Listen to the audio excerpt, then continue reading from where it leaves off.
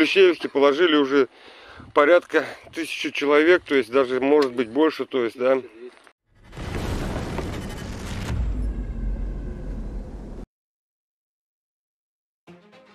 Inch by inch, slow but steady, Ukraine is being liberated.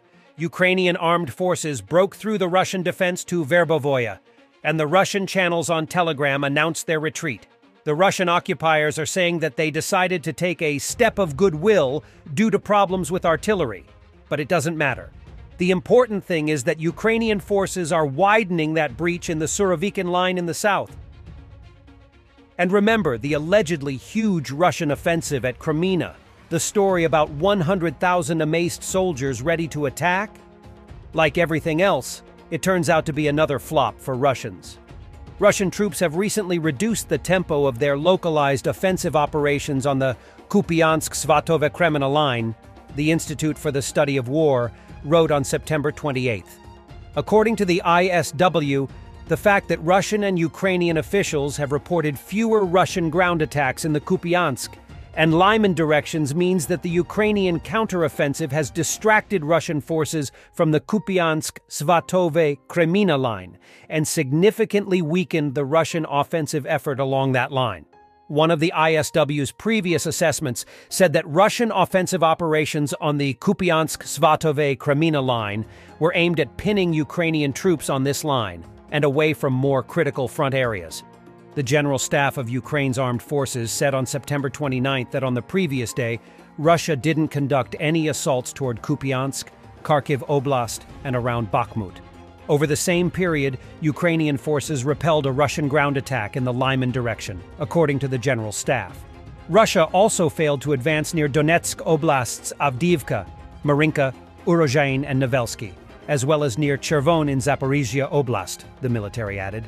Meanwhile, Ukraine's military continues counteroffensive operations toward the Russian-occupied southern cities of Melitopol and Berdyansk. A group of Russian servicemen recorded this video before being sent by Putin into a meat assault in Klishivka, Bakhmut direction. The men, counting 10 members plus 5 in support, were told to occupy a residential area in Klishivka, where Ukrainian superiority was tenfold, in addition to firepower from Leopard tanks. They added that in Klishivka, Russians already lost 1,000 to 1,200 soldiers senselessly. This was necessary to enable positive reports on the news about Russian counterattacks in the area. Recorded on the 19th of September, the video was meant to be released to the public if something went wrong with the men. Their fate is not known. И, ребят, тут явно, то есть тут уже в Клещеевске положили уже порядка 1000 человек, то есть даже может быть больше, то есть, да, 1200. То есть и там, ну, там делать нечего. Это просто, возможно, последний раз вы видите парней. Сегодня, когда мы приехали сюда на 0, 19.09. 19.09 нам дали задачу разведку боем сначала, потом нам дают задачу взять лесополку и выдвинуться полностью в жилой массив в Клещеевке. Чтобы вы понимали, в Клещеевке со стороны озера работает 2 леопарда. Зона полностью простреливается лесополкой, накрывается кассетами. В церкви стоит до 100 человек. Нас выдвигается 10 человек на всю эту арту. И 5 прикрытия. 5 прикрытия. И то, потому что мы их просто не берем, чтобы у нас был шанс выйти оттуда. Хотя бы кому-то. Численность превосходящая противника предварительно в 10 раз. Наиболее вооружены. Магазинов нет, ничего нет. Пулеметы гнилые. Пулеметы гнилые. Собираем все подряд. Какой полк, парни? 13.07, пол, часть 78-167. Никто лица не прячет. Если вдруг что-то с нами случится, своим родным хотим сказать, что мы стояли здесь до последнего за Россию, и чтобы у вас все было хорошо. Не жалея себя, пошли. Трусов нету, мы все равно пойдем, как бы свое дело сделаем, а остальное пускай на то. Никто не гасился, никто не загасится, никто оттуда не уйдет. Но это видео, нам обещали артподдержку, нам обещали эвакуацию, нам сказали, что будет все хорошо. Но если вдруг наша команда не вернется, если вдруг что-то с нами плохое произойдет, это видео сразу вылетает в интернет.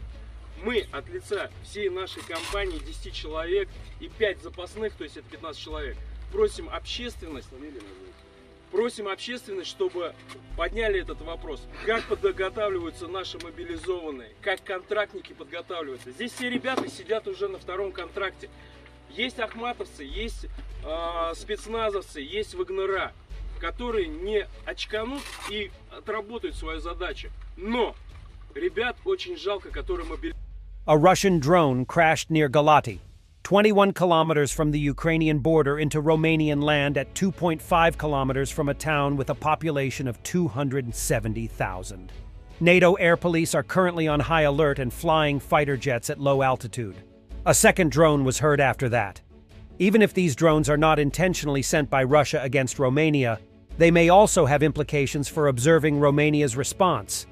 At the same time, these drones are only arriving in Romania because of the Russian Federation, the one that initiated this illegal, immoral, illegitimate, and unprovoked invasion.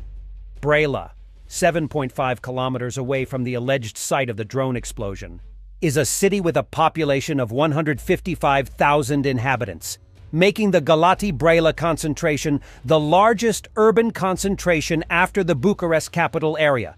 The Romanian authorities must respond firmly this time. And some military porn for the end. This is Raytheon's high-energy laser fitted to the Stryker short-range air defense system. Its 50 kilowatts laser can shoot down Class 1, 2, and 3 drones at ranges more than 5 kilometers. This means small, medium, and large drones flying at altitudes of up to 30,000 feet. It can perform a counter-rocket, artillery, and mortar role. The onboard battery has a 120 seconds of energy and is fully rechargeable. The cost per engagement is in effect zero, and there is no ammunition that needs to be stored or brought forward. The vehicle has its own sensors, but can also be networked with other air defense assets for a fully layered system.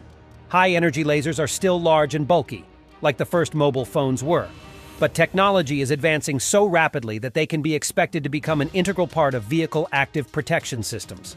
Lasers were always seen as the stuff of science fiction, and while we don't yet have a phased plasma rifle in the 40-watt range, we should expect to see increasingly powerful vehicle-mounted weapons that neutralize the drone threat with ease and at low cost.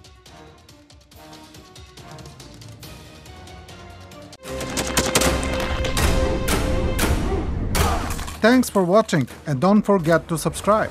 Also, if you wanna support Warthog Defense, please become our member and get early access to new videos, exclusive members-only videos, and become administrator in comment section. The membership link is in the description.